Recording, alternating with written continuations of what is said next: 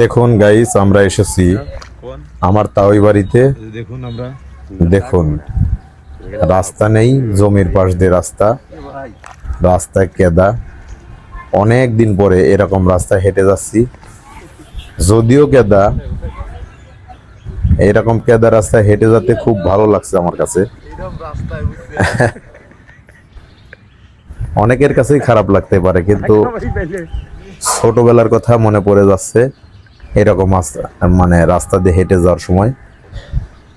কারণ ছোট সময়ে এরকম রাস্তায় অনেক হেঁটেছি, তো আজকে সেই কথাগুলো আজকে মনে পড়ে যাচ্ছে এই রাস্তা দিয়ে হেঁটে যাওয়ার সময়।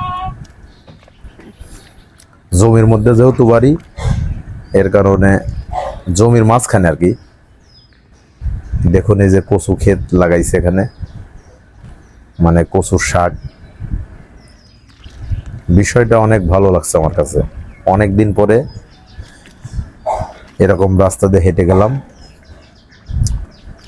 তো গাইস, আপনাদের কাছে কেমন লাগছে কমেন্ট করবেন। এই যে দেখুন, এই লোক আমার ভাইরা ভাই, উনি এই গ্রামেরই মানুষ। ওনার কাছেই বেশি খারাপ লাগছে, অবশ্য আমার কাছে অত খারাপ লাগে নাই। এই এই হলো আমার শালা নয়ন। নতুন মোজা বললাম।